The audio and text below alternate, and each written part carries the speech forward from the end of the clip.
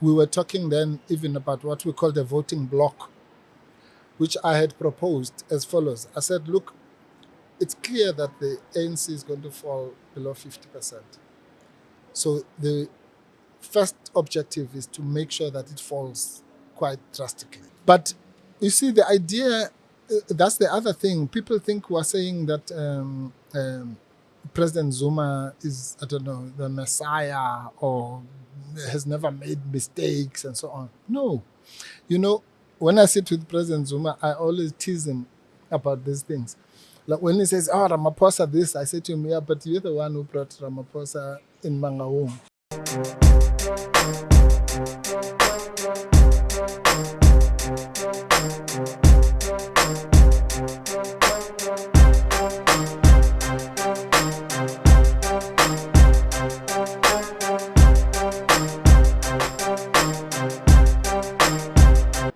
The Hustlers Corner, we're excited once again, the beginning of the year 2025. And we're doing another installment with the advocate. Before we start, interested opportunities for those who want to get into group investments in property. We're doing some property investment work with Ekasi Noble Property Development. Get in touch with us. Click the link in the description. It'll take you to some of the opportunities that are there. We've got 5 different developments. We're no longer selling land now. We're selling building packages, houses. And for all of those who can't afford Abuma 1.5 million, 2 million, or who can't even get AMA bonds, we've also put together a group investment opportunity of a once-off 147,000 rands, where we group you up with other property investors to open up a trust account, a trust for you guys that is going to own your portfolio of properties, starting with 8 properties that you guys can put out there for rental purposes. I'm very excited with this one because since the last time he was here, so many dynamics have happened in the country politically. His career has also taken a different turn. And also, he's just joined the MK movement. That is about a year old. They've just celebrated their year. And he is back, ladies and gentlemen. He needs no introduction. Advocate DALI Mpofu. Welcome, sir. It's Buddha. Good to be back. Good to be back, yeah. You're looking fresh, man. Hey, thanks. Yeah, things are happening. So the world is moving fast, so one has to be fresh. You're looking 21. Thank you. Thank you. I love that. I love that. Yeah. Are they not bothering you on these roads? Hey, it's tough. It's tough. It's tough. But we have to be strong. Yeah. Yes, sir. Thanks. And look after yourself. And I'm really glad that you are. You're looking really, really great. I'm proud of you. Sure. Okay, for those who don't know, he was a member of the ANC from 1980 till 2013, 33 years with the African National Congress, the EFF for 11 years, one of the founding members, MK currently from November until present, and he was the EFF chairperson from 2014 to 2019. He was my boss at some point at the SABC, yes, from 2005 till 2009, and he returned to law and its prominence. And 2011-2012 represented the CIC, Mr. Julius Malema, Mr. Floyd Shivambu, and in the ANC disciplinary. You guys would remember even the Marikana massacre that happened. He was the lawyer that was representing the mine workers back in 2012. So his resume is really thick. He's represented a whole lot of other people. And for those that are watching from overseas who might not be familiar with the guests, just Google the name Advocate DALI Mpofu. The history will all come out over there. Maybe let's start over here with the political journey. You joined the EFF soon after its inception. I think that was 2013. Yes. That's why I'd call you one of the founding members. Yeah, absolutely. Let's talk a little bit about that, when the EFF started, and what motivated your decision in joining the EFF after you've been with the ANC for 33 years, 3 decades. Yeah, well, thanks. That's a good place to start, Sbu. You know, as you correctly pointed out in that resume, you could say that I was part of the activities that led up to the formation of the EFF, in the sense that I represented the leadership of the ANC Youth League that was charged, and that included Julius Malema, Floyd, Makaka, Bulemabe, Magdalene Munsami, and so on.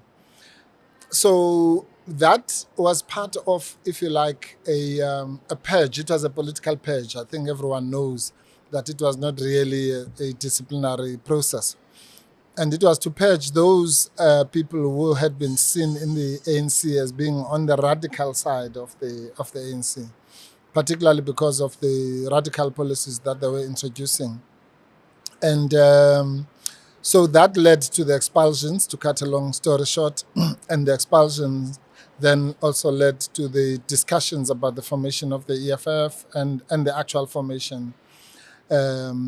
So yes, I think 4 or 5 months after the formation, I joined formally, but I had been part of the discussions and the activities before that. Now, when I joined the EFF, I mean, it was big news at the time because, as you correctly say, for someone who had been in the ANC for all my adult life, really, it was quite a big step 33 years later. But even then, I did say that, the point about specific organizations is really not what the fight is all about. And it's something that, unfortunately, is a message that, unfortunately, I don't think we convey enough or clearly enough. That this struggle we're involved in is not so much about the color of the T-shirt you're wearing at this time or another. It's a protracted fight which started more than 350 years ago, right? Before there were political parties, before there was even the ANC or anything like that, before there were even concepts of organizations, our people were fighting. I always remind people, I'm reading a book now, rereading a book called Frontiers, which traces what the so-called nine frontier wars that were fought in the Eastern Cape alone. Over 100 years, our people were fighting to retain the land. Just think about it, Sbu, 100 years. That means there were people who got into that fight, they died, they had children who got into that fight, who died, who had the other children, and so on. So our people were fighting to liberate themselves from the yoke of colonialism. If you had said to them, okay, which organization do you belong to? They would laugh at you because they were fighting as a people. And if I ever make any contribution to the struggle for liberation, for me, it is to drum that message that this is a prolonged fight which started long before us. It will be there long after us. And we must contribute our part into it rather than to be, bogged down as to what color T-shirt you're wearing or what is the name of your organization. It's a movement, as it were. And so that was I made the famous speech then, which said the ANC, I didn't leave the ANC, but the ANC had left me. In other words, the ANC had deviated from what I had believed in. So therefore, I was not going to follow the letters A and C if the ANC is no longer that ANC. And so that's my belief. So I don't even think twice about which organization you belong to. I make an example on a lighter side that even in my house, I'm in MK now.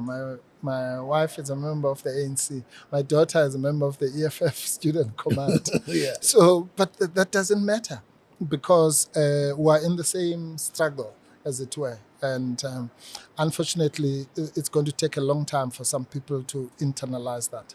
It's a generational fight, a generational struggle. A couple of years ago on social media platforms, there were conversations around the Xhosa people, the Khoisan people, and there's just been this narrative that even us ourselves, we don't actually come from this southern tip of the continent. We actually come from either Central Africa or in the East, and we sort of migrated down here.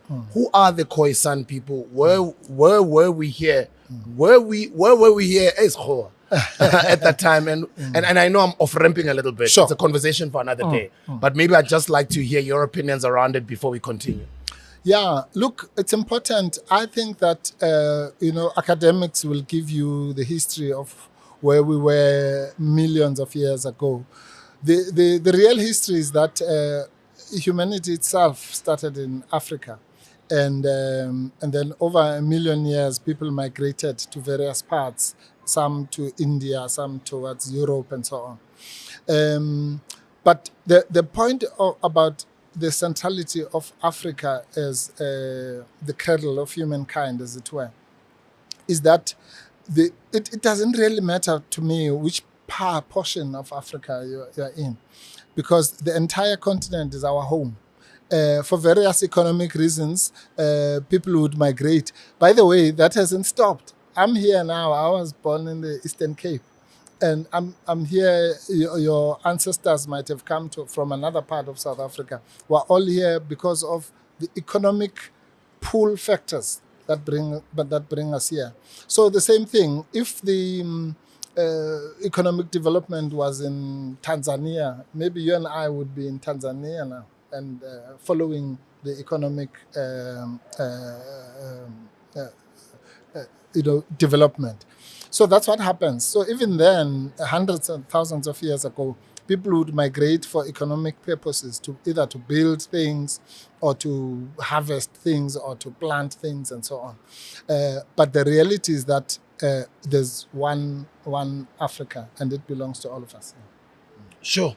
This is such a beautiful, I know you're summarizing it, but I do know that a lot of people get, young people especially, get confused by this narrative of people telling you, you're also not from here. Yeah.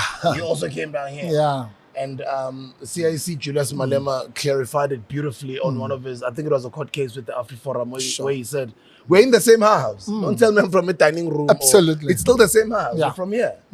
Right? Absolutely. And the most painful thing is how the enemy has defined how we define ourselves. In other words, some white people sit somewhere in Germany in 1884, and they decide, you are a Zambian, you are this, you are that. That's the Berlin Conference, right? Yes, the Berlin Conference. And then now I must kill you because of that. Because somebody said, this line here makes you different from me. Sometimes people with the same surname or the same ancestry are divided by that line, and suddenly they must see each other differently. Once again, that's also an economic issue, by the way. And so, for example, when you have the debate about the borders, and you're right, I think the president of the EFF also put this properly to say, why is it that people in Europe are dismantling borders? You can wake up, have lunch in France and dinner in Germany and breakfast in Belgium the following day. But that has never changed those people's national identities. But we must have this compartmentalized system. It's all economic, because think of it like this. Well, you're an entrepreneur. Would you rather be selling your beverage to a market of 60 million or to a market of 1.3 billion?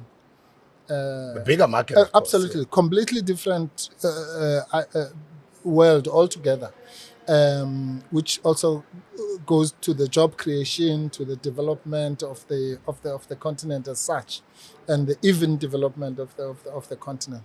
So Pan-Africanism is actually the central ideology, which again, it's our duty, those of us who believe in the revolution, to educate our people, not arrogantly, not from a high horse, but to make sure that these realities are exposed incrementally, so that we really don't shoot ourselves in the foot, and actually assist the enemies of our continent.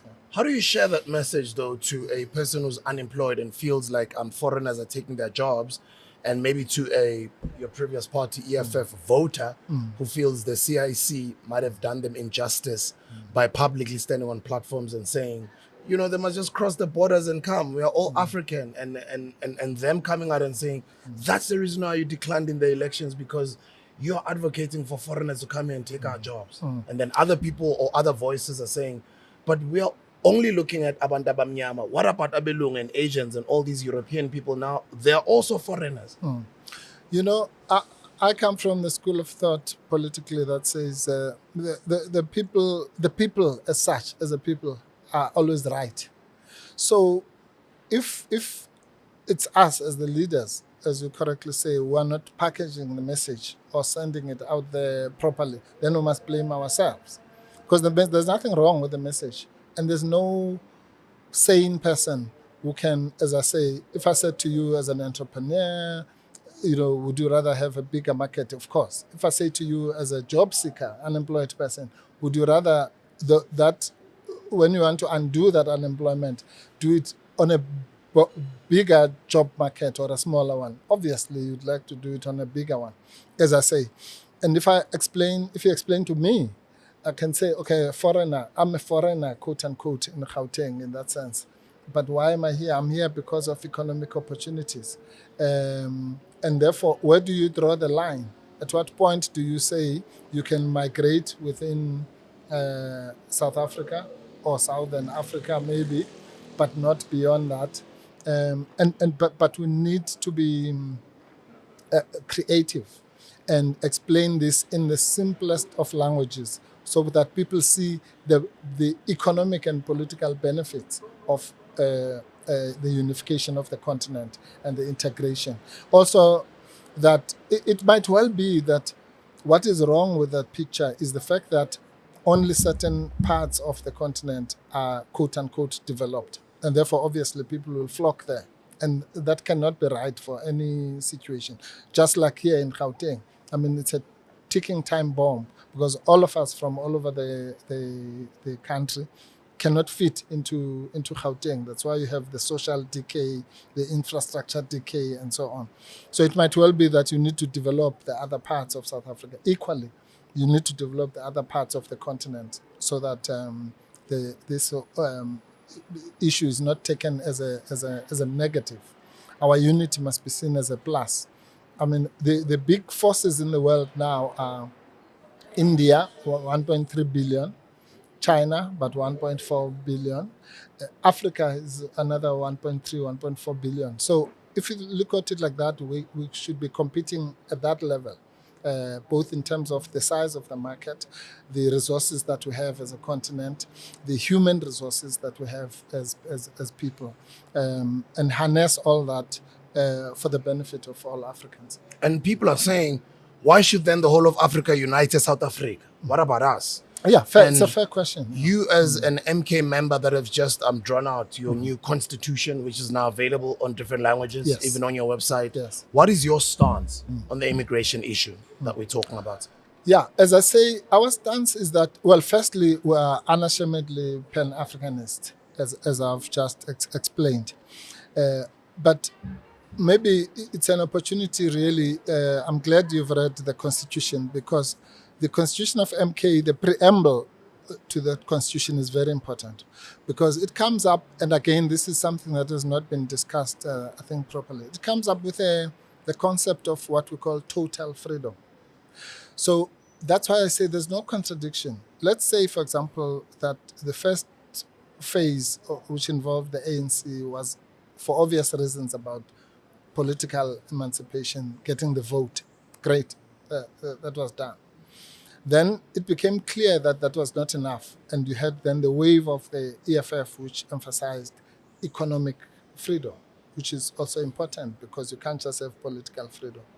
What MK is then bringing into the debate now is maybe another level of total freedom, which encompasses the political freedom, the economic freedom, but looks into cultural issues, looks into special issues, looks into ideological issues, looks into total, literally that word.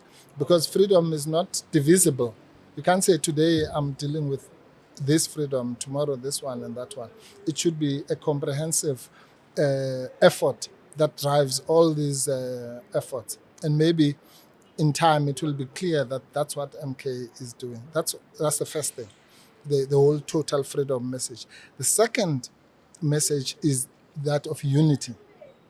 And that's another very important pillar of what MK is saying.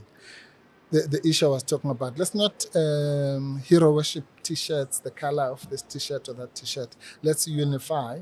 And by unifying, it doesn't mean that we must all go to one organization.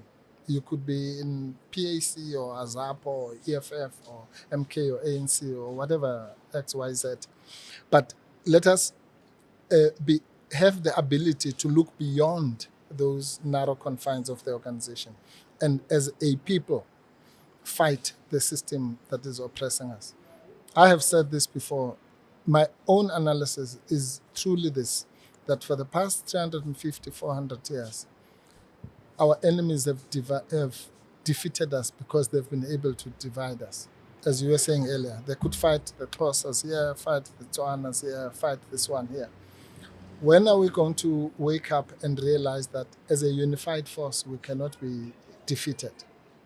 That doesn't mean you stop being whatever you are as a grouping, but and you'll remember I might have said this in your program before, that whatever valid criticism we have of the ANC, the one thing we can never take away from it is the fact that they saw in 1912 that we must unify our people and fight as a united force.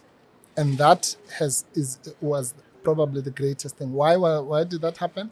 It happened because there was the Union of South Africa in 1910.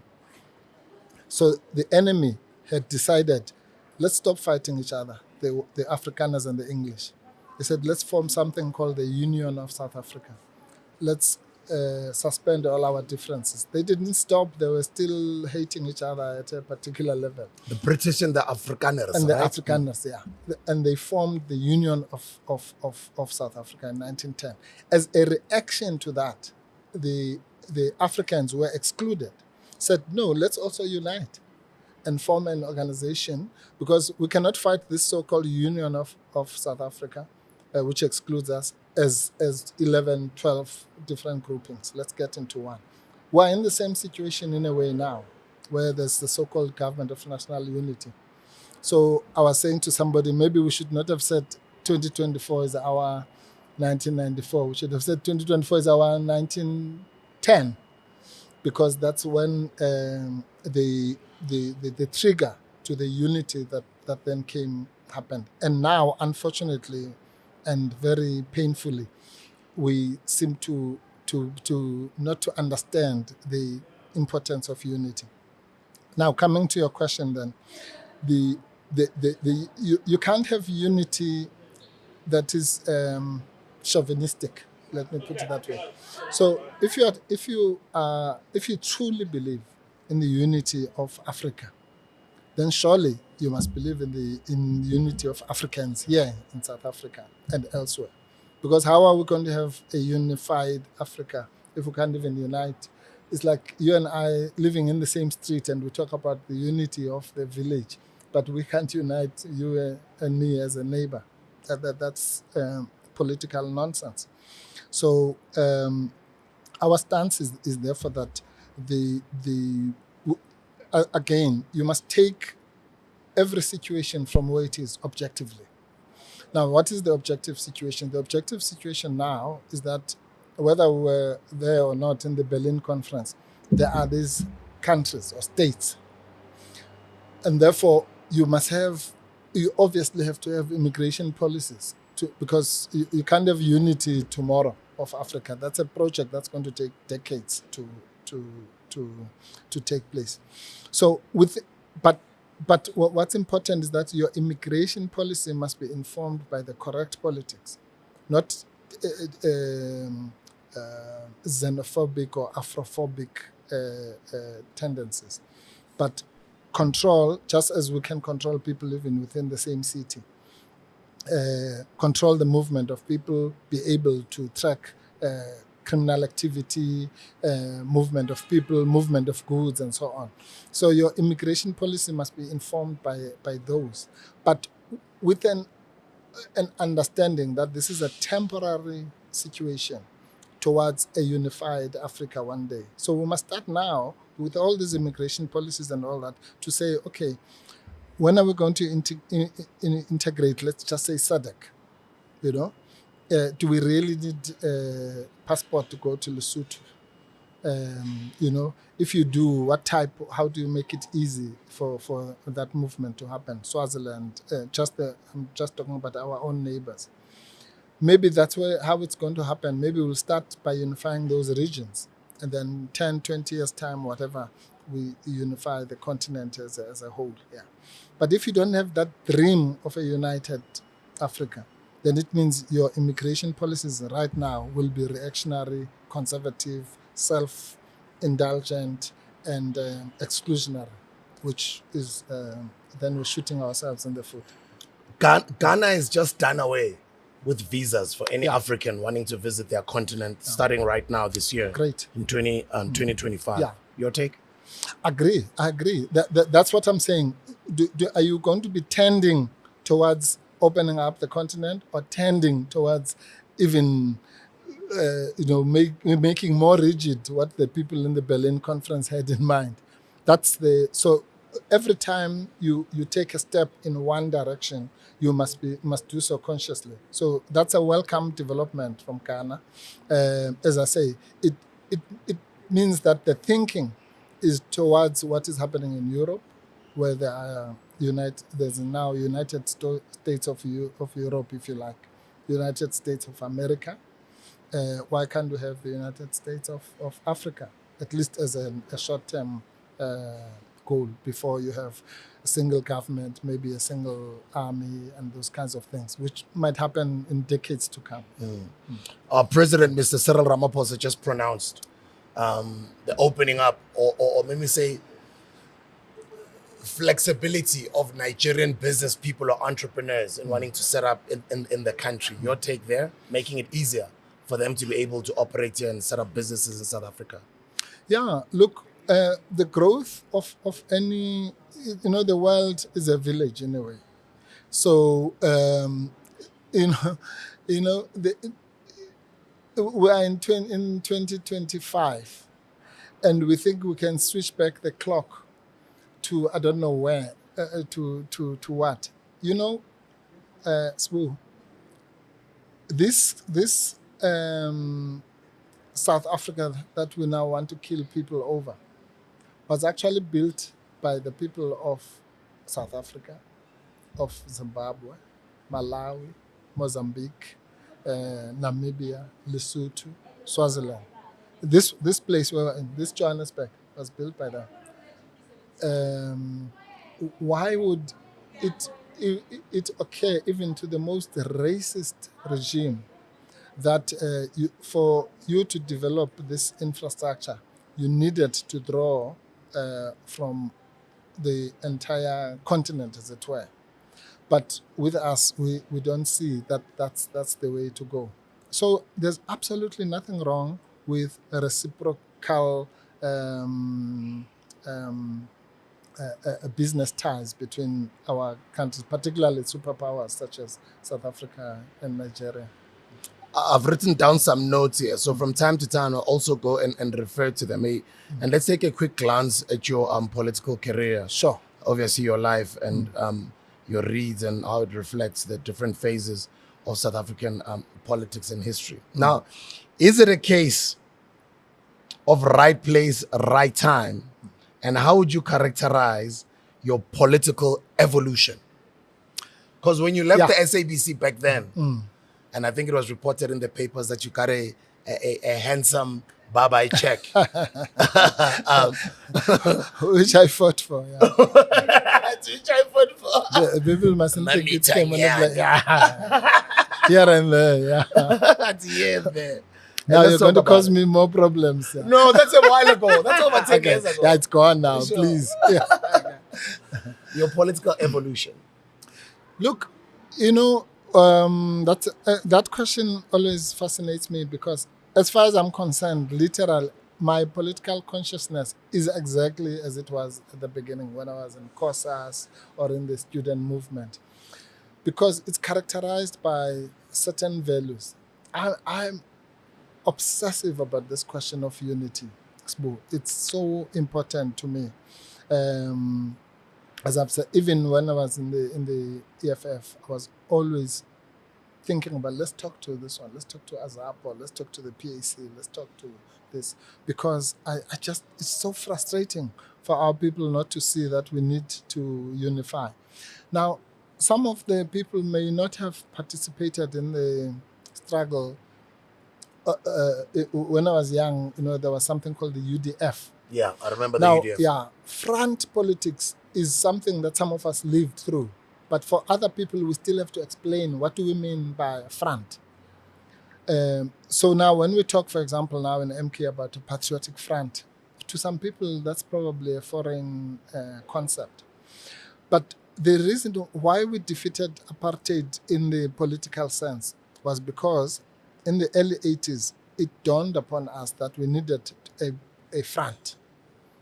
So that we had like I think about 500 organizations under the umbrellaship of the UDF. So I don't know if you are old enough to have thrown some stones at passing Hippos. hippos. I remember those days, but I was still too young. Exactly. So those of us who were throwing those stones, you couldn't say, this particular stone, I'm throwing it from as a member of caucus, but the other person is throwing the stone as a member of the civic organization. No, because at that level, we were fighting as one thing. Yeah. Then when you go home, you go to your caucus meeting or your other thing. So that's what my evolution has always been about, to try and strengthen our people. Let me put it like this, maybe at a philosophical level. If you are fighting a struggle, surely your objective is to reach your destination in the quickest possible time. So then your mind should say, what is the quickest way of getting there? Is it if I run alone or if we all run together? It's basic logic that if we fight as a unified force, we're going to get there quicker. The person who says, me, DALI Mpofu, I'm the only person who can liberate you, is telling you fairy tales. But if I say me and Sbu and Kakleho and so on, maybe we can, we say an injury to one is an injury to all. Or united we stand, divided we fall. All those cliches mean one thing, that you will achieve your goal. An army is better than a sniper. That should be obvious. So that's what drives my politics. It's the bigger picture. And that's why I get impatient and very frustrated with people who are blinkered, who think that the only solution. I make this example of the church. If you are a Catholic, I'm a Methodist, this one is an Anglican, and so on. I might want to believe that the only way to go to heaven is to be a Catholic. And so does the Methodist, and so does the Anglican. But the day we wake up, that actually it's Christianity that we must drive. It really then, from that point of view, it starts not to matter whether you're a Catholic or an Anglican and so on. But if I say, no, there is no other way except to be a Catholic. Otherwise, you're just wasting your time. And the other person also thinks that, and the other person also thinks that. Then the entire religious movement, so to speak, will be doomed to fail. Why are you opposed to the GNU? What GNU? There's no GNU. That's the first law. Yeah. So, and I'm saying that on a serious note, the first thing is to understand that there's no GNU. Because, again, we mustn't be caught up in cliches. Government of national unity. Is it a government? Yes, it is. Is it national? No. Is it of unity? No, absolutely not. So the so-called government of national unity is what Helen Zille correctly described as a fig leaf. It's just a lie, because think of it like this. The condition for the DA to participate in that so-called GNU was that you must exclude the EFF and MK, right? Now, the EFF and MK represent about 25% of the electorate put together. So how can you say you're unifying a nation when you are excluding actively, deliberately, 25% of the electorate? How different is that from saying I'm excluding black people, or I'm excluding whites, or I'm excluding Zulus, or I'm excluding whatever, or I'm excluding disabled people? So you can't, it's a contradiction in terms to call something that is exclusionary, like apartheid, and you call it unity. So that's why we're opposed to it. So you see the struggle, I'm now talking from a socialist perspective. Yeah. The struggle is fundamentally against two contending classes. And the ruling class currently, which is the capitalist class, has got many ways of manifesting itself. In South Africa, we called it racial capitalism. So the white, what we call white monopoly capital, is really what those are the people who are running the country. And the so-called GNU is their project. I mean, you don't have to believe me.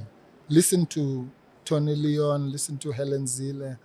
When they tell you that there were people, big business, who were putting pressure on them. When it looked like the deal is not going to happen, they put maximum pressure to say, no, this must happen. Why? Is it because they love the country? No. It's because they knew that their interests will be secured by a coalition between the DA and the right wing of the ANC. And that can only happen at the expense of black people, at the expense of the working class, at the expense of those who are marginalized in society. Because unfortunately, the world works like that. If you are going to have a dispensation that is favorable to big business and big capital, it can only be at the expense of the majority of the citizens. People are saying, why did you and others who left the EFF as your historical position there and the incredible role that you played, why did you have to wait till after the elections? Was one of the reasons the fact that MK did well and the EFF declined? And why do you think there was such a drastic decline of the EFF? Because it was very unexpected. It was, I think, if not the only political party over the past previous elections that has just been on an upward trajectory. Yeah. Okay, let me answer that question in two stages. The first part is that the so-called decline of the EFF is also exaggerated, by the way. At worst, you can say the EFF remained flat because it was 10% and then it was 9.5, which is basically the same. But you are right that at a level of perception, there was an expectation of a big jump. I think even from within the EFF, that it would be in the areas of 15 to 20%, maybe even double its. So when that didn't happen, that's what people saw as a decline. But it was actually not so much of a decline. Now, the MK party was, I mean, let me not just say people, even myself. I thought that what would happen is maybe the EFF would be at 15 to 20%, and MK, as a new kid on the block, historically would be between 8 and 10%.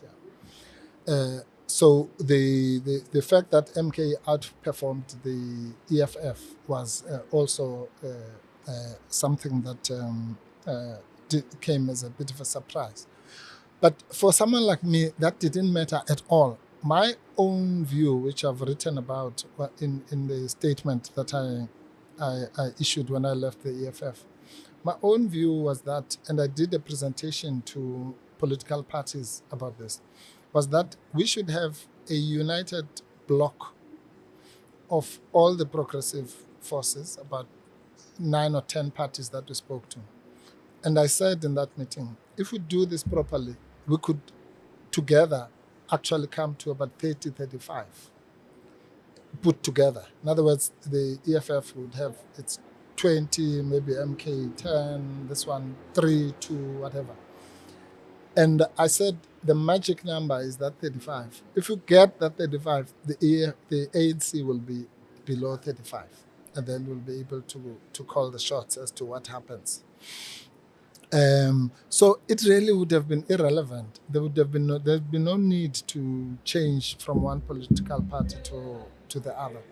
So what precipitated the moves, at least on my part, was the fact that at this point now, the party that was talking to me about the unity issue that I've spoken about taking the struggle to the next level, and about unifying our people was MK.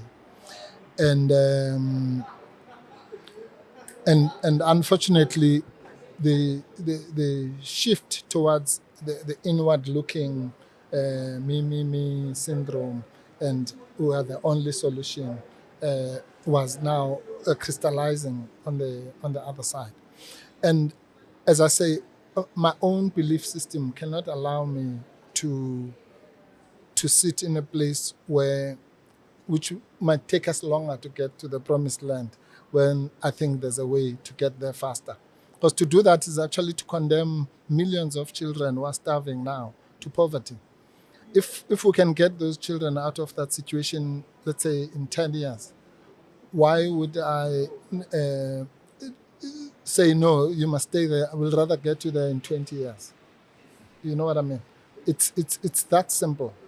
So my own belief, and belief is a belief, it might be right or wrong, is that this vehicle is the one that will take us as a people, not as MK or as EFF or ANC, as a people, to the destination much quicker. What is the destination?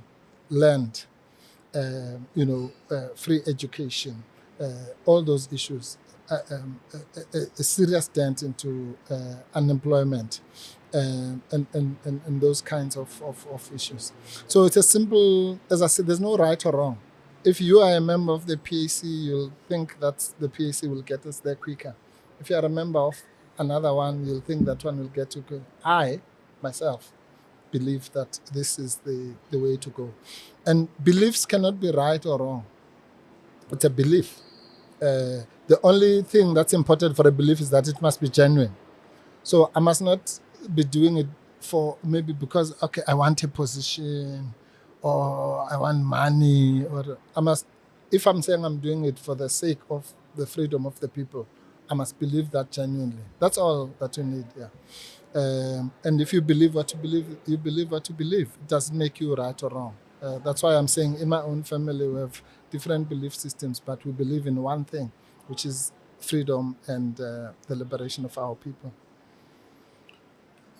There has to have been something, as I understand, the inspiration to go join the MK. Yeah. But were there any cracks that you saw within the EFF while you were still there for you to be able to make that drastic decision? Because I know, as you might have, you said it in other interviews, that the formation of MK was already in the process even way before the elections. Oh, yes. No, even before the announcement by former President Zuma on the 16th of December 2023. These discussions I'm telling you about were taking place with the EFF, with other political parties. And we were talking then even about what we call the voting bloc, which I had proposed as follows. I said, look, it's clear that the ANC is going to fall below 50%. So the first objective is to make sure that it falls quite drastically. Then when that happens, if there is no outright winner, then there's going to be discussions about coalitions, which happened. Then I said, okay, there's this thing called the Moonshot Pact. Now that is a right-wing coalition. So we should form a left-wing coalition, front, movement, whatever you call it. Progressive, yes, the progressive for lack side. of a better word. So that ultimately, I said in that presentation, there'll be three sides. There's going to be the ANC, there's going to be the right-wing moonshot, and the progressives. And then the ANC must then make a choice, if it is the highest, to whether to go to the right or to the left. And this exactly, as I predicted, that's exactly what happened. So the voting bloc was this. I was saying we must not have a situation where the ANC comes and say, I want to negotiate with the UDM, to the EFF, with MK, with this one or that one. We must say, if you want to talk to us as one group, or go to the DA. But you must choose. You can't split us. So that was the proposal. And for some reason or another, that didn't happen. The agreement was that we'll revisit most of that after the election. Yeah. So what then happened is that, as I say, at some point, I think particularly around the departure of Floyd and so on, the attitude within the EFF became clear that it is now defining itself outside of that broad agreement into a more narrow EFF is the only solution. It is the way, and there's no other way to freedom, which is quite frankly nonsensical. Yeah, because there's no single part, whether it's MK or the ANC or anybody, which can claim exclusive wisdom or exclusive right to carry out the struggle. As I said, 100 years ago, people would have laughed at you when they were fighting. If you told them about organizations, they would say, "What is that?" We're just fighting for, against a common enemy as a common people. So it is that, I think, if there's a political difference, really, that's packed. I mean, there were other smaller things, but it is that for me. And I'm convinced that over time, the people of South Africa will punish those who are narrow in their thinking and reward those who are embracive and say, let's do this together. We can have our small differences, we'll see them once we've crossed the river. Finish line, yeah. Yes, absolutely. Because I believe with every bone in my body that is the way to go. It's the unity of purpose, or what we call in political speak, unity in action. Do you think the CIC of the EFF, Mr. Julius Malema, we hosted him here a couple of weeks ago, about 2 months ago, so he sort of, in a way, took offense that the message was saying the EFF must be collapsed into the MK. And for him, he saw that as an attack against the EFF. And he says, anyone that seems to be attacking the EFF wants death on them. If they want death on them, then why must he be the progressive Correct. caucus when people are talking about the death of the EFF, and he sees them as an enemy? Yes. No, that's understandable. If indeed anyone wanted the death of the EFF, that would be an understandable reaction. But as I say, he says that I'm the one who made that proposal. And I've said on many platforms, that's just a blue lie. It did not happen. I don't know where that comes from. But who would be so stupid as to say you must collapse the EFF or kill the EFF? Such an important project that has made so many strides, is a well-established national footprint. I mean, it would be madness to say, let's move back to 2013 and kill all that. It's not true. And I don't know why he has decided to distort that message, because I've said that it's a lie. So and Sbu, it's not a question of me versus him. The meeting where he says I made this proposal, firstly, he was not in that meeting. And secondly, there were many other people in that meeting. It's a meeting which I chaired where there were the presidents of AZAPO, of the PAC, UDM, ATM, ACT, which was ACE's outfit. Even Carl Niehause's outfit, Areta, was there. So he must ask those people, was there, whether indeed I made that proposal. It's madness. I would never say such a thing. At least must ask Carl Niehause, because Carl Niehause is in the EFF, to say, did I make this outrageous proposal? No, that's not the plan. The plan is that we have, as I say, it might be difficult for some people to conceptualize what front politics is. We were talking about a united front. And that united front meant that those organizations would draft, I think it was put there as a 10-point plan of minimum points of consensus, around which we would then in that example I was giving, if the ANC came to negotiate, we say, well, let's first talk about these 10 things: education, land, minerals, the usual minimum things that we would want to talk about, and then move from there. That's what even MK doesn't say that you must collapse the PAC, you must collapse the UDM, you must collapse the ATM, you must collapse the EFF. No, it says let's unify as a united front. If one day later we find that we must all go into the UDM or the ATM, so be it. But that's not what something. It's like uniting Africa. You can't say let's unite tomorrow or else. You must understand that it's a process that might take decades, as I say, as long as you're tending towards that unification. But you can't just switch an organization like the EFF on and off as if it's a switch. That's complete madness. It did not happen. So if that is indeed what made them angry, then they should be very happy, because they are angry over a lie. What does that then do to the Progressive Caucus, even in Parliament, with the plans that you guys had made to unify, where you're finding now, especially younger members of the EFF attacking MK members, and there's a back and forth. Yes. When you are preaching unity, Yes. and when the message from Ubaba, former President Jacob Zuma, is unity. Does that disturb the plan? What does that do? And how does the so-called enemy look at the Progressive Caucus? Yes. No, that's a very interesting question. The Progressive Caucus was supposed to be the start of things to come. In other words, we were supposed to unify the progressive parties in Parliament, because that's easy to do. They are already there.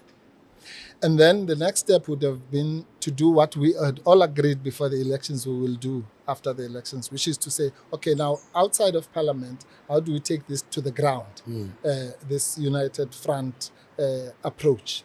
And that's what did not happen. That is what some people have turned against, which is a pity. But is it detrimental? No, yes, it retards the progress. But, a struggle, Sbu, is fought over many battles. So over the past few centuries, we've had all those, we've had setbacks, we've had sellouts, we've had homeland systems, all sorts of things, yeah. But the point of the matter is that ultimately the people must take this into their own hands. So it's not MK, it's not the EFF, it's not this one or that one. The group that will decide what must happen next are the people of South Africa. Just like the current situation where the ANC was removed from power. It was not removed by the wisdom of one person or one political party. It's the people of South Africa who decided that on the 29th of May, this organization is no longer going to be the majority. So that this is going to be resolved by them. Who's right, who's wrong? Is it the group that says, let's go in a unified fashion, or the group that says, no, let's go with me? It's what you call in the Bible Solomonic wisdom. Is it who's the real mother of the child? Is it the one who says, give the child intact alone, or the one who says, cut the child in half? So the people are not stupid. The people as a whole are never wrong. So they will see through this. There'll be all this bickering and all that, but the people are watching, and they'll decide, this one we're going to vote for, this one we're not going to vote for, this one we're going to decline, this one we're going to increase. This, it's their business. Ours as political leaders is to conscientize the people, but we must never think that we are their masters or we have bigger brains and we understand this. They understand the situation very, very well, and they are going to resolve this in the next election cycle or at any time. Whether they are found in the ANC, in the EFF, in MK, or nowhere, just in their own houses, you must accept that they know what they want, and they will liberate. They are their own liberators. There's no political party. Political parties are just inventions of the West, by the way, and now we think that they are God. They are not. These are just instruments that are used for parliamentary power, that not even for real power.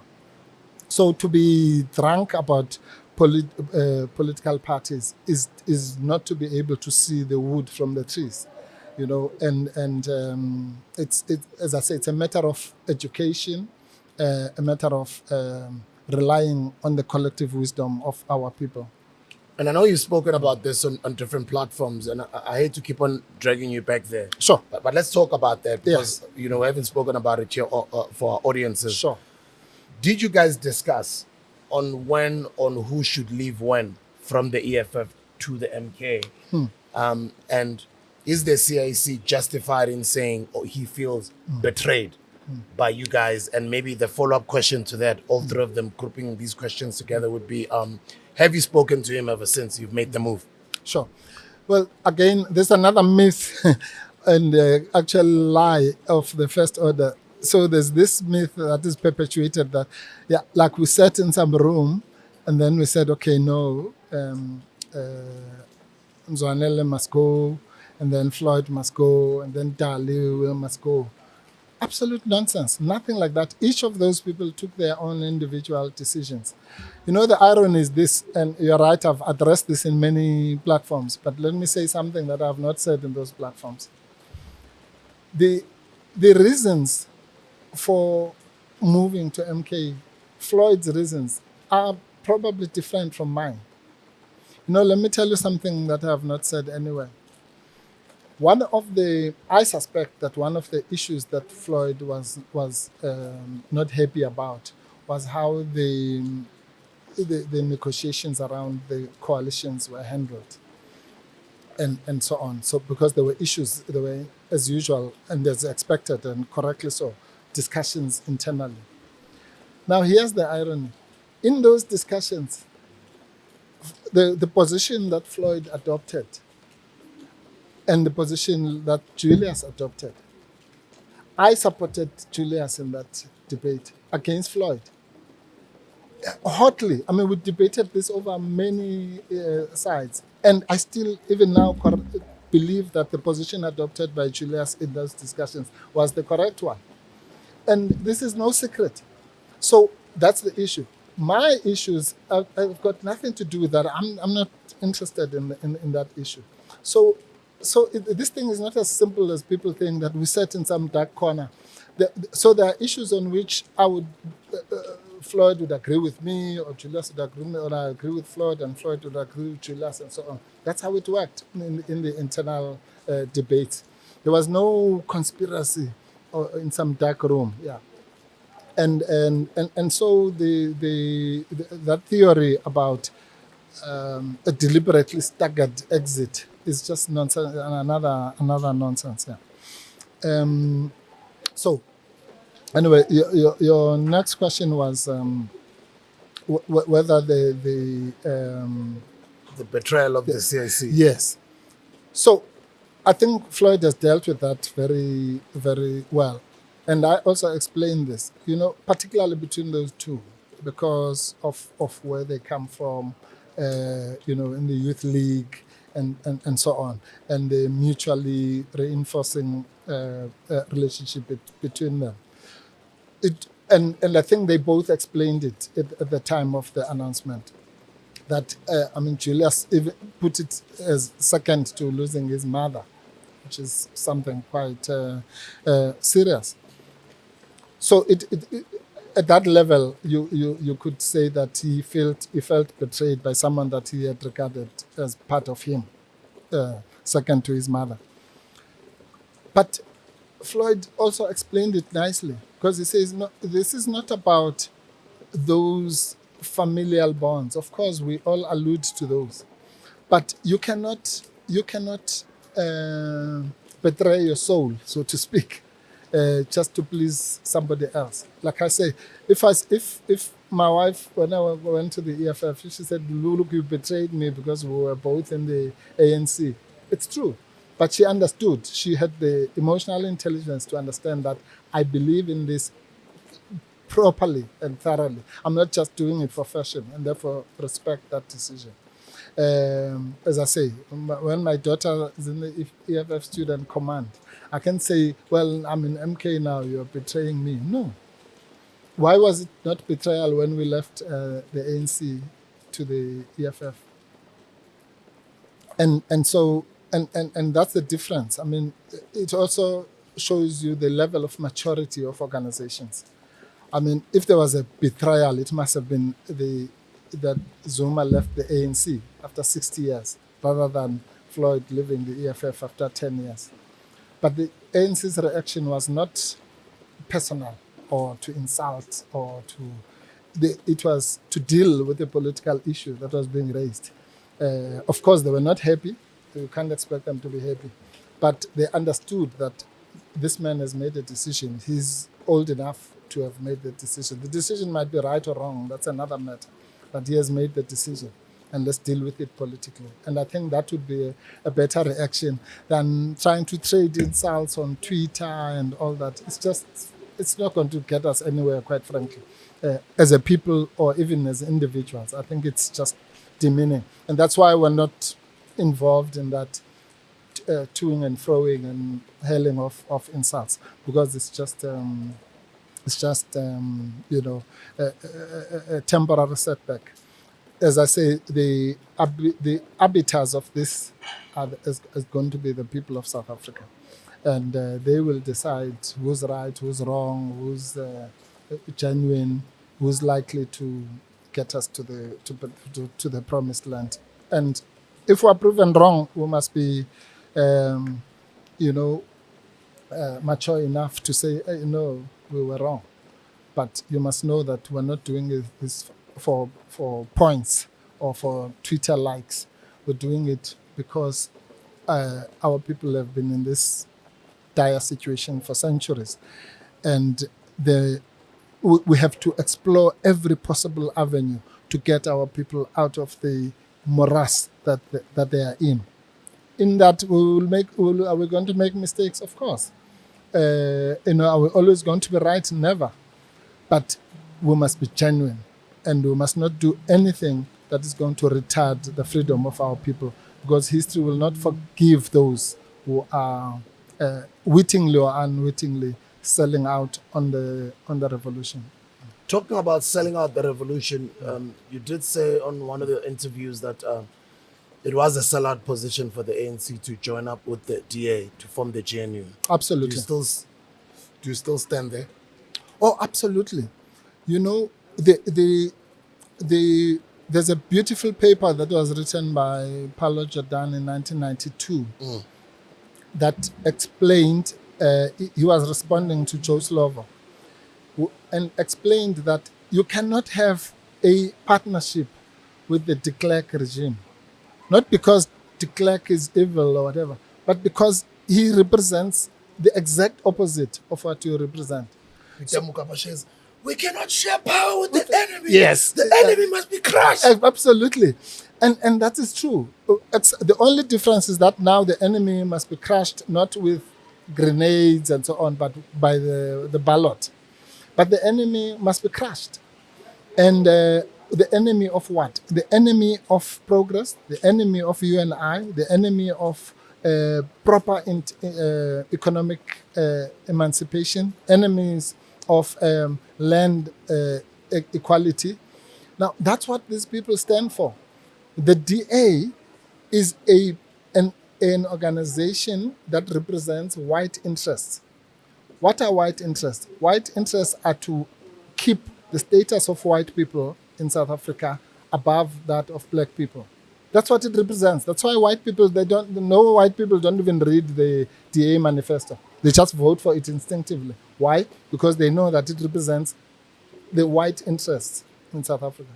Now, how can you have an organization that is representing white interests and an organization that says it represents the aspirations of the black people who are the victims of that white domination? Have a partnership. Partnership to do what? Is it to keep the status quo and make sure that black people remain in the lowest ranks of the economy? Can you unite around that project? And if you unite around that project, then you define yourself as an enemy. You are the sell out. That's what selling out means. When Matanzima, Mangope, and all those people united with the National Party to form the homelands, they define themselves as sellouts. Why? Because what they were doing was against any progress, and it was assisting the side that wants to preserve white domination. So that's what the so-called JNU is. It wouldn't last for one day if both of them said, what do we want? And they found out that what they want is diametrically opposed to each other. So one of them has to sell out. Either the DA has to sell out and now suddenly fight for black aspirations, which will never happen, or the ANC sells out and now wants to fight for white domination. There is a, for lack of a better word, I'll call it a political, or let me call it a conspiracy theory. Then, when it happened, when Mr. Floyd Shivambu left the EFF, and when you also subsequently followed with Mr. Manyi and advocate Mkhwebane, that this one is a strategy. They're going to infiltrate the MK. Yes. And that talk has not quietened. It's become a little bit louder, but from the MK side, so to speak, on the ground with the supporters, these are infiltrators. All of them are all in this together, including the CIC himself. They're just acting. These ones are coming this side to infiltrate this movement. So that at a later stage, many years to come, for you guys to make, I don't know, whatever moves. How true is that? Well, it's totally false. I mean, I think unless if we must all be such good actors, both the people who are insulting us every day on Twitter must be acting, and we must be acting in saying that they are mistaken in their view. No. I mean, I don't. Who would even elaborate such a plan, and for what, as you say, so that what happens? Because no, there's no such plan at all. Okay. Because the idea of a broad front does not require for you to be in this or that part of the broad front. You understand? It's only if you feel uncomfortable or more comfortable with the policies of one of the organizations that you should move. Because, by the way, we are free individuals who can make choices and change organizations or churches or schools or whatever when we want to. That cannot be a reason to insult someone. The fact that they have an idea which you don't agree with. I mean, really, just think about that. If I say, no, I'm insulting you because you believe in Orlando Pirates. I mean, however... Which I do, by the way. Which you do. Well, you see, and that's wrong. There's no right human being who can believe in Orlando Pirates. But here I am talking to you as a big... as a coach for life, So it's that kind of thing, you know? We must simplify these things. How can you hate someone for believing in something, or insult them, or kill them, particularly if that something is not diametrically opposed to that which you also believe in? What are you saying? What are you actually saying? Are you saying we must all think alike? We must never have different views? We won't be able to reach our destination as a collective if we have slight differences, as I've made the examples of the churches. What are you actually saying? Are you saying you are the only person who has the wisdom? Who gave you that right? Who made you God to say the only way is my way? Because if we had such people who have the magic wand, we would have been free 300 years ago. The mere fact that we are not free until today means we've been making mistakes, we've been, trial and error. Not even, the greatest leaders have ever believed that they are the alpha and the omega of the revolution. The revolution is by its nature a collective thing of the masses, the working class. When you talk about the working class, you can't say COSATU or NACTU or this one. It's the working class that must take the struggle. Whether they belong to COSATU today or NACTU or SACTU or whatever is just a mere organizational convenience, right? But until they get to a stage of consciousness that they must tackle the system as a class, joined to the hip, they will never be liberated. If they think they're fighting for COSATU or they're fighting for what is the other thing, FEDUSA or whatever, it doesn't work like that. It's a level of political maturity that should be embarrassing if you think about it properly. Congratulations on your 1-year anniversary. Yes, that was quite a big do for a 1-year-old party. I see other parties that are hundreds of years old going to stadiums of 2,000 people. But these things happen, Muna. Let's say how the mighty have fallen. Yeah. Okay, that's just a jab at the old Gogo. The old Gogo. That's what we refer to the ANC in MK. Gogo. Oh, because I forgot what SG Mbalula refers to the MK. I remember, maybe I'll pull a clip. Probably something insulting. Before the end of the interview. Now, there's a rhetoric, political rhetoric that is out there that former President Ubaba Jacob Zuma, when he passes on, it is the end of the MK. Repeatedly, political analyst Mr. Prince Mashela, I've hosted him twice. He's mentioned that on both episodes. And I've heard it numerous times out there that Uma Ubaba Ese Shona, God forbid, at some point, because we're all human beings, at some point, sadly, we're all going to pass on, that the MK will collapse. No, but MK is not a person. Well, first of all, you know, these people, I was listening to Mashela saying this, and I said to whoever I was sitting with that, you know, Prince Mashela will probably pass on before Baba passes on. I mean, who knows, yeah. But because we're all not God. Absolutely, yeah. So this thing about passing on, all of us, imagine if Steve Biko had said, well, what if I pass on, I'm killed by the police before I turn 31? Then let me leave this thing. Yeah, it doesn't work like that. The struggle and the organizations, by the way, must be able to outlive anybody. All of us. When you build your family legacy, you are hoping that that legacy will stay on. So all of us. And as I say, at the rate that he's going, I think Obama is going to outlive all of us while we're busy debating his exaggerated departure. So the point of the matter is that we are building an organization, and that's why you see the baby steps. And it's not something that's going to happen overnight. And that's why I'm unfazed about all the noise, because the noise will take place for 2 years, 3 years, 10 years, whatever it is. But the struggle for liberation is going to go on for centuries. Yeah.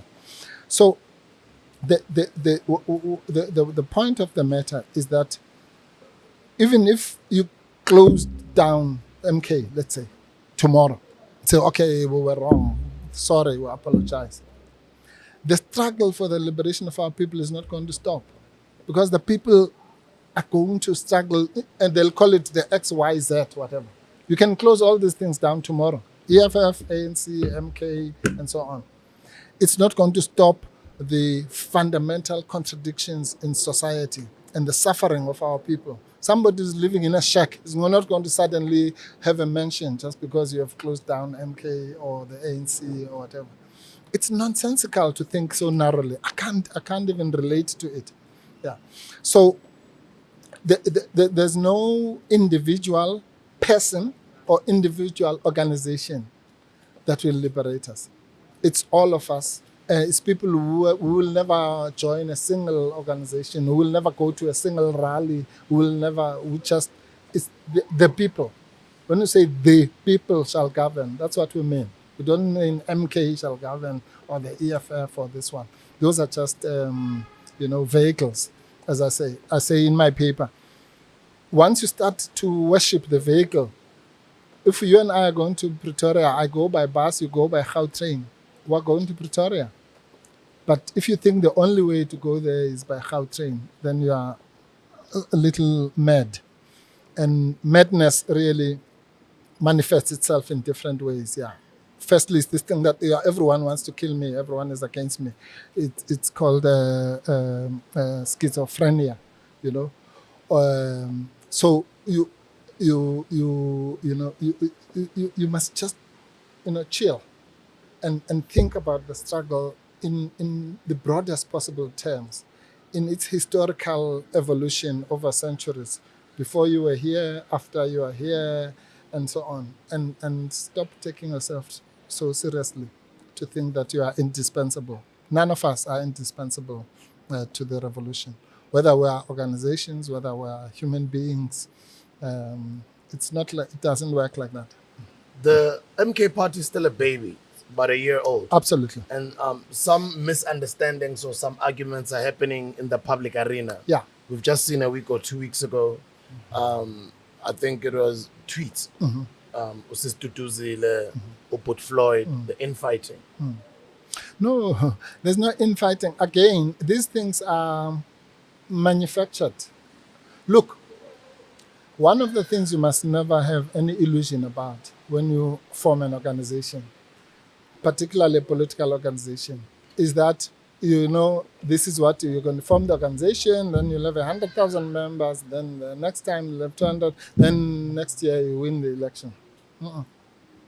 There are serious forces that will fight against the establishment of anything that is progressive. And therefore, you're going to have all sorts of rumor mongering, and you'll even have genuine organizational weaknesses. I can tell you one of the organizational weaknesses in MK and EFF or any other organization that is started at the beginning. You have what we call in political speak again, parallel structures. So we have that in MK. Why? It's simple. You mustn't panic when you have things like that. It's because this is a new organization. It started during election time. Some people genuinely started their own MK party corner somewhere just out of enthusiasm. And now they don't know what to do. Now, how do we belong to the actual bigger body? So you must find a way of dealing with those. And then you're going to have opportunism. Opportunism, even in business organizations, once you have an organization of more than 20 people, you're going to have some people who are going to start saying, yeah, but Sbu, just because he started this thing, he thinks, we must listen to him and so on. That's natural.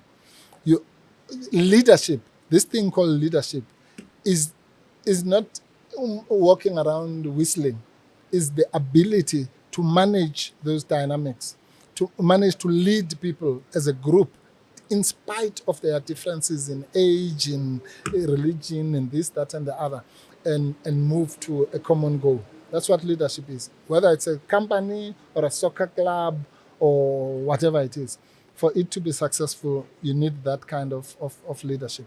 So dynamics, yes, will always be there, but enemies will also be there to exaggerate and say, oh, this is the end of the world. Sbu did not greet DALI. Why did he not greet DALI? It means that they are fighting. They might not know that we greeted each other in the basement. So those things will happen.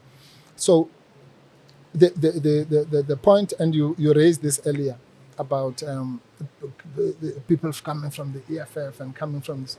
So I was saying that, former President Zuma actually answered that. Someone was saying, yeah, but why are the people from the EFF? So he says, yeah, you said you want a 2/3 majority. So where are those people going to come from? Are they going to fall from the sky? Who are going to give you this 2/3 majority? They're going to come from the ANC, they're going to come from the EFF, they're going to come from the church, from traditional. So you can't say no, but why are we having these people? Because your job is to actually bring them from whichever walks of life. So there might be feelings, as I say, I mean, even generationally, there are people like me who have been in the struggle for decades. So someone will say, but why must we listen to this guy? If he was so wise, he should have liberated us 50 years ago. At the same time, I must also have the patience to say these are youngsters who are, and I learned this, by the way, during the Fees Must Fall story. I learned that you have to take young people very seriously and understand that they are not you and they are fighting their own struggle in their own way. So the blend of experience and youth must also be managed, because you can't say we'll only be liberated by young people or we'll only be liberated by stalwarts who have been there for a long time. It's a blend of all those things. So having been on a lighter note, having been a student leader at VETS in the 80s, so when I went to meet the Fees Must Fall generation, I was expecting, the same format of the meeting that was happening in the 80s. They said, no, this is not how we do things now. And I had to learn how they do things. And they also hopefully learned something from me. So that's what the struggle is about. It's about managing any dynamics. But the thing about Dudu and Floyd is just nonsense. When you were still with the EFF in Parliament, you guys, as the EFF, offered former President Jacob Zuma and the ANC your vote in terms of them having a 2/3 majority to be able to amend the Constitution on the land issue. Right. Some people are saying, what would make the president right now help in liberating black people on the land issue and giving them their land, when at the time the ANC and him as the president didn't take that opportunity? Two answers. The first one is that at least what he says, or some of the people in the ANC say, is that his grouping within the ANC, and he articulated this, by the way, even at the time. I think even Julius Malema said this, that why is it that the president says you need to amend the Constitution, and yet the MPs are saying, no, you don't need to. So there were those dynamics. That's the first thing. But secondly, he was obviously trapped within an organization that was inherently conservative. But you see, the idea, that's the other thing. People who are saying that President Zuma is, I don't know, the Messiah or has never made mistakes and so on. No. When I sit with President Zuma, I always tease him about these things. Like when he says, Ramaphosa this, I say to him, but you're the one who brought Ramaphosa in Mangaung, and we laugh about it. Why? Because we understand that in politics, you might make those mistakes along the way. So we're not saying he never made mistakes. The point is, what is he saying now, Sbu? That's the most important thing. What kind of human being says, Sbu stole my car 10 years ago, so now he says he's now a person of integrity, he's no longer stealing cars, and say, no, you can't leave your car with him. Just because one time 10 years ago he did something that you did not agree with. Why are we so eager to forgive racists who killed our people, but we can't bring ourselves to say one of our own has now changed? Let's assume you are right, that he made a mistake and you pointed it out, and now he is agreeing with you. So why must you say you should be happy? You've now convinced him to do the right thing. So that's the issue. What former President Zuma is saying now is that let's unite our people. And to go back to the issue of age, why is he saying these things? Because surely it's not because he wants to be the president, or he's been that already. So it can't be for self-preservation. He must surely be saying it because he believes that this is the way we need to go. Maybe some of us are driven by secret ambitions to be this or that, but he has done it all. But how do we, sorry to come in Sure. there. How do we believe him now? How are we sure that now he means it? Well, by scrutinizing his actions, scrutinizing what he's saying, and scrutinizing the message, as I say, which is how the message resonated with me, for example. Yes, sir. Because it resonates with me because anyone who says we must get our total freedom, we must unite our people, and we must get ourselves out of the historical morass that we're in, where we're now 30 years after so-called liberation, getting into deeper and deeper into. So are we going to get ourselves out, or are we going to dig deeper? Ourselves deeper into the hole. And anybody, I think Oliver Tambo used to say this: when you are in the sea drowning and you lift your hand and somebody wants to lift it up, you're not going to interview them first as to, how old are you and all those things. For that moment, you want to come out of that ditch. And that is why, politically speaking, we are. And anybody, for that matter, anybody, who agrees with the basic messages of ending landlessness and ending the economic subjugation of our people. Even if you tomorrow come up with that message, I'll be the first one to follow you. If I think what you are saying is going to get us and our people closer to the promised land. Now, former president Jacob Zuma, he did express his views. I think I forgot which exact rally it was. Right. But and some of those views were seen by many as anti-progressive or anti-revolutionary. And one of them were pregnant teenage girls should be sent to Robben Island. Mm-hmm. And it described the same-sex relationships as a disgrace, promising that the MK would repeal the legalization of the same-sex relationships and marriages. Now, what I want to know is, do you share the views expressed by the president, Jacob Zuma? And what does that mean to the South African society right now who fall into the LGBTQI community and people that you as the MK are trying to attract to join the organization? As I said to you earlier, no, the short answer is no, I don't share those views.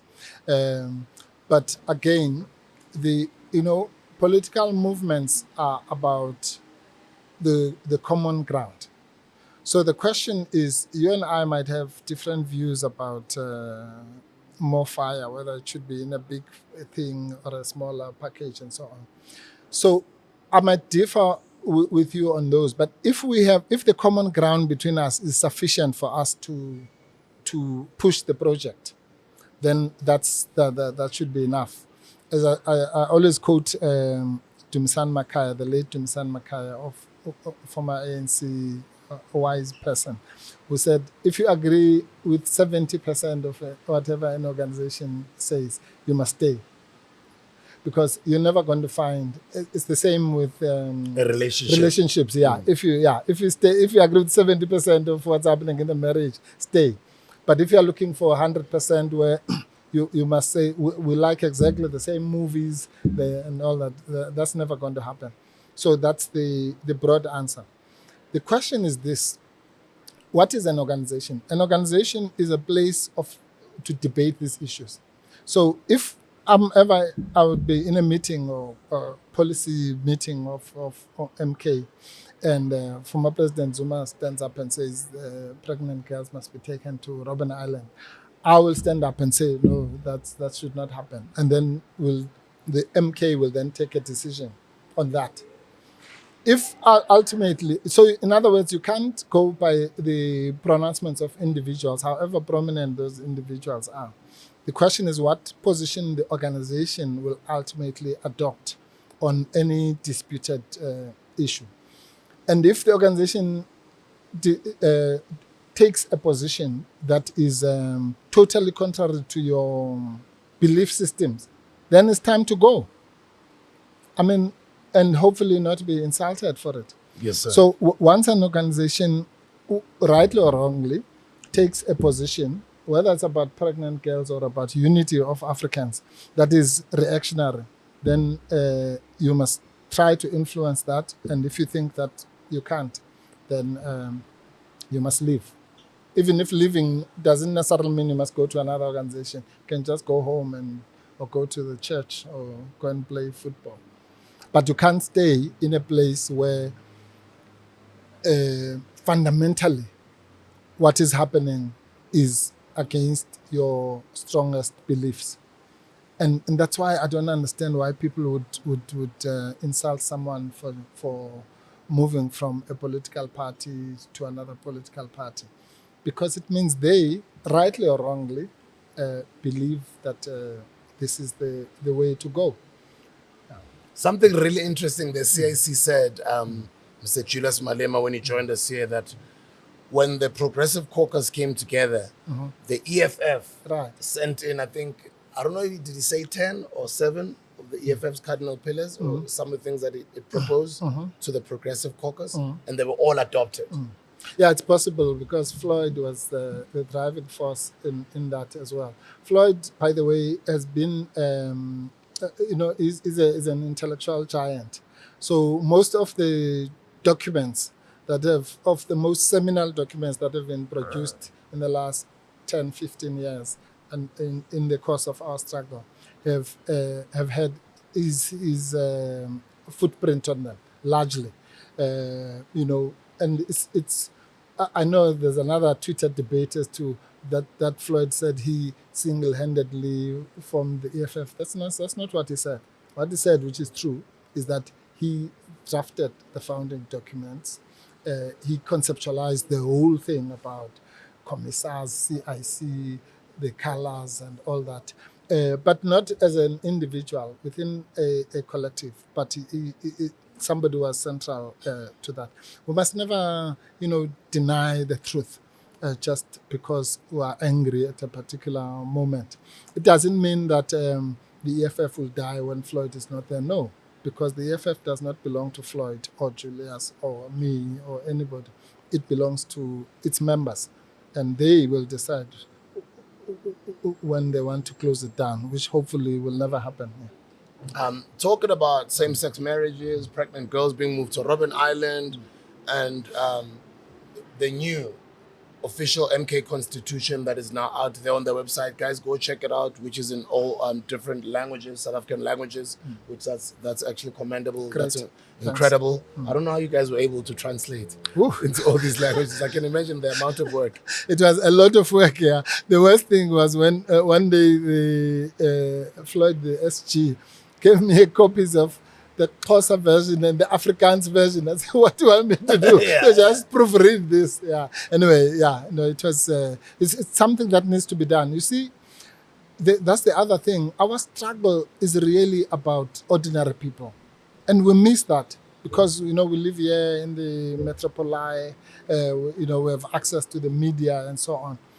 But if you go to the deepest rural areas, you realize that's where our people really are. And if you're unable to unpack all these big Marxist terms to them, then you might as well keep them to yourself. And that's why the issue of even naming it Umkhonto Wesizwe was deliberate, because all these other organizations have English names and so on. African National Congress. Why can't you just call it by its name, a name that will resonate with the people in their own languages? Small step, but something significant. Now, I've heard also one of many other MK members, the spokesperson, official spokesperson, Mr. Comrade Nhlamulo Ndlela, mentioning that you guys are planning to change the constitution, which also does make some South Africans panic. What is it, or what are the specific points that the MK want to change in the South African constitution? Right. Okay. You see, that's another thing. You must know, if changing the constitution makes Helen Zille to panic, then you shouldn't panic. Yeah. Because if she's panicking, it means there's something in it for you. You understand? So that's what our people don't understand. We are now lectured by Helen Zille to say we are anti-constitutionalist. She and Steenhuisen are the ones who uphold the constitution. The constitution that they fought and killed people for it not to be here. Now suddenly they are the guardians thereof. I mean, really, these people think that we're stupid. So here are the things that need to be changed with the Constitution. The first one is obviously Section 25, the property clause, because it was a very bad compromise, if it was a compromise, or if not a sell-out position. Remember, the struggle fundamentally was always about the land. So that is something that needs to be dealt with. There are many other parts of the Constitution. You know, people talk, for example, about the powers of the president of MK. They must look at the powers of the president in the Constitution. You'll be shocked. It says basically the entire executive power of the country rests with one person, the president. And that's why we say if you are a cabinet minister, he can fire and hire you because the power is with him. So And while you're at it, please don't forget that point about traditional leaders. Yes. Actually, that's what I was alluding to when I was talking about the people in the rural areas. Very, very crucial. Traditional and religious leaders. Yeah, we'll come to that. Yeah.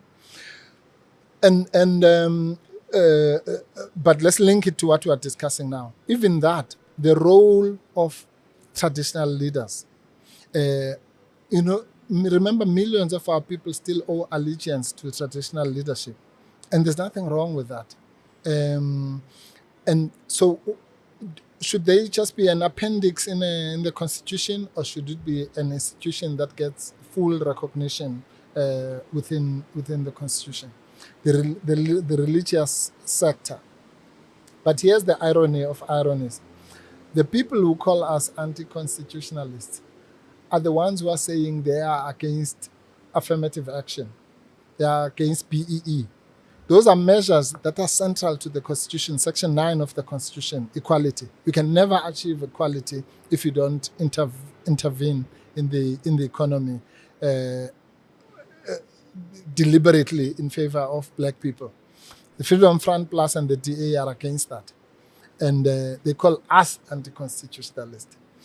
Why? Because we are saying that the supremacy of the Constitution should be changed to a parliamentary sovereignty. They say, no, then the world will come to an end. And then they will emigrate. Where to? To Britain, where there's parliamentary sovereignty. What kind of madness is that? The people who think that democracy is only synonymous with constitutional supremacy are able to understand it when it happens in the white world.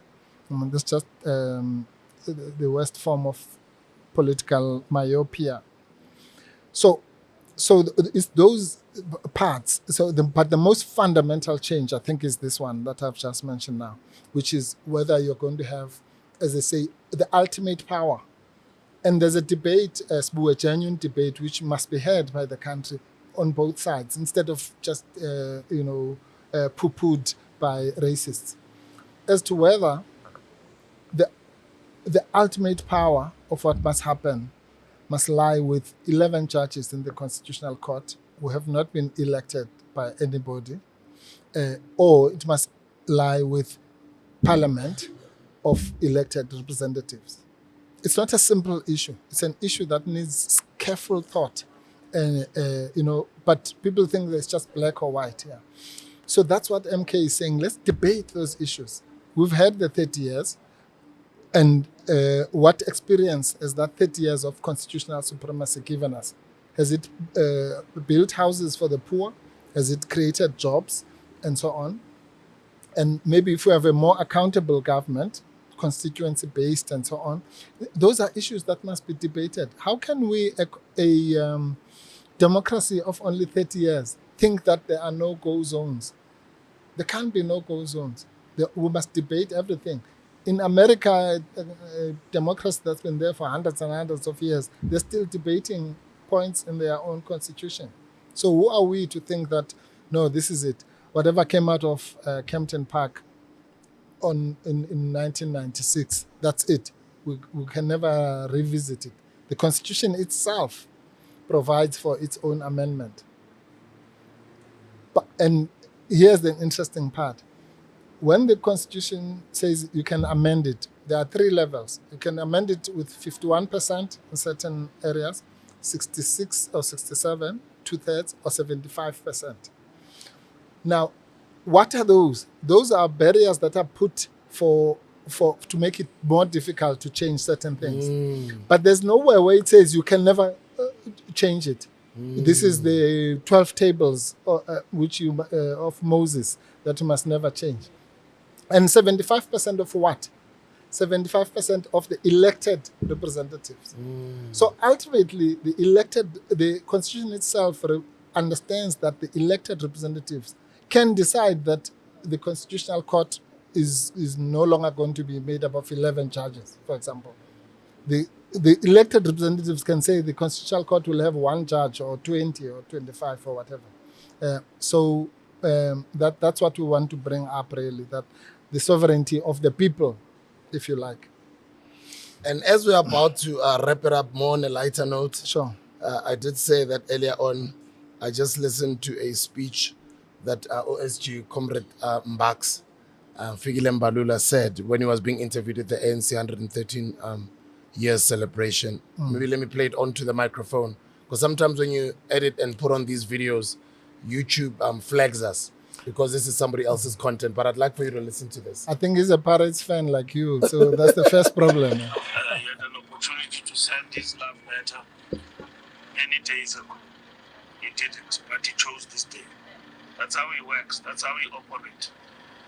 Mischievous, uncouth, ridiculous old men who basically thrive on disunity for his own self-interest.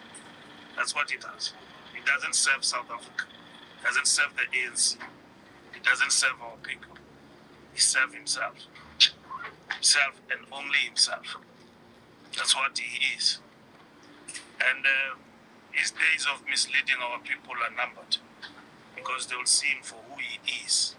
Right from that Kokwana he has created. They will see him. He's a liar. He's unreliable. He only serves himself. He's not a friend to anybody, but he's a friend to himself. And the ANC will treat him with the same intensity of who he is going forward. So there's nothing to respond to that letter. He must take us to court. He must do whatever he thinks is of importance to himself. We know his shenanigans. We knew his game plan.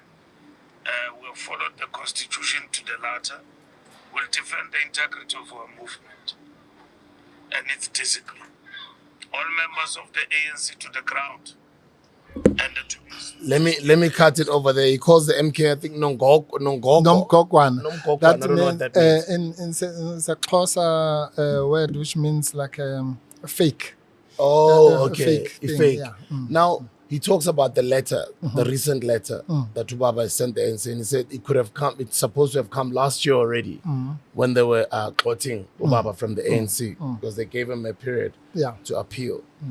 Why does Ubaba still want to go back to the ANC? Why does he still insist that he's still a member of the ANC? Well, you know, that issue, well, firstly, I mean, Fikile and his insults about liars and what old men and this, I think it doesn't deserve any serious response. That's how he speaks, that's fine. If he wants to join the infantile crowd of insult mongers, good luck to him, But coming back to the issues, the former president has explained this very well. When he made the announcement on the 16th of December 2023, he said that, according to him, the ANC of Ramaphosa, as he coined it, has deviated from the real ANC. In other words, what he was building was the real ANC, in the sense that it's the original ideas and so on. So it's clear. I mean, he might as well have called that thing the real ANC. You know, there was an organization like that in Ireland. There was the IRA and another one called the real IRA. So so people must think of it like that. So his view when he says he wants to retain his membership of the ANC, it doesn't mean the sell-out ANC of Ramaphosa. It means the real ANC, the original ANC. That's the first thing. The second point, which he makes quite well when I saw the statement that was made now, is the thing about consistency. So he says, and you know, sometimes people just are lazy to think. So I was listening to this and saying, yeah, actually, what's the answer to this? He says, look, these people have fired me because I did what? One, I said I'm not going to vote for the ANC. And I formed another organization which votes against the ANC. So in other words, which competes against the ANC. Then he says, last week, the SACP and Solima Paila said they're going to vote against the ANC in the next election, and the SACP will do exactly that. So what's the difference? And then he says, they say I can't have dual membership of MK and the ANC because they're contesting each other. But now the SACP is going to be contesting the ANC. Are they going to fire a blade in Zuma? And now think about it. You know, some people think that they are intellectual giants, but they're not able to think at that level. So he says it brings something like that to the debate. And that debate is a serious debate which is not going to be dealt with by Mbalula's insults about Casanovas and all that. It requires serious thinkers, not howlers, to engage that. Now, that is probably something that will be debated one day in a court of law as to whether it was proper to fire him on that basis, simply because he has a different view, simply because he says this organization has deviated from its original mandate. Is that a disciplinary issue or a political debate or a political difference which needs engagement? Which, by the way, is one of the reasons, one of his biggest gripes about the so-called disciplinary hearing was that he didn't want it to be held virtually as the ANC. He said he wanted it to be in person so that they can sit around the table and engage politically and say, you did this, you formed MK, why did you form it? And he explains himself, and then they decide whether it's right or wrong. And they denied him that as well. Because you see, as a former member of the ANC, I can tell you, I was part of drafting some of the disciplinary rules within the ANC, or amending them. I think in Pulukane we did some major amendments, and even subsequently. That document is not like a disciplinary thing of pick and pay. It's essentially a political engagement, a disciplinary process of the ANC. That's why everybody around the table has to be an ANC member. The chairperson of the NDC, the members of the NDC, the charged member, the prosecuting member, the one who represents you, all of them must be card-carrying members of the ANC. Why? You can't just grab a lawyer somewhere and say, come and represent me. That's why I represented Julius and them in the RDC. Because this is supposed to be a discussion of members of the ANC, discipline within that context. So I think those are the issues. Yeah, it's not a trivial thing. I think what the former president is saying. So he's saying, to the naked eye, it's madness. How can someone say, I'm a member of the ANC and I also want to be a member of MK? But if you take a deep breath and listen with a keen ear, what is this man actually saying? He's saying, I'm a member of this organization. I've been here for 65 years.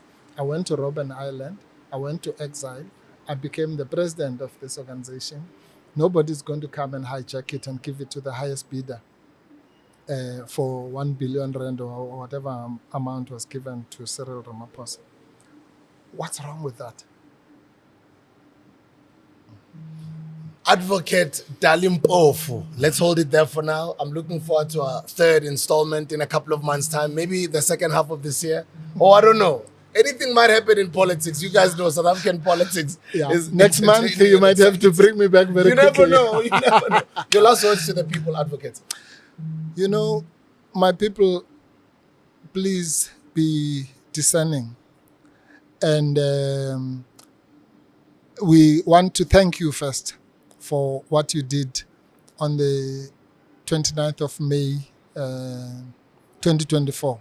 It was a big historical moment, and it has changed the landscape. Some might not see it. Don't worry about the noise. Everyone will see it maybe once the storm has cleared over 2 or 3 years. But keep on doing that, because you are the bosses, the people. You are the ones who will remove. You are the ones who will decide this one must stay, this one must go. Not us.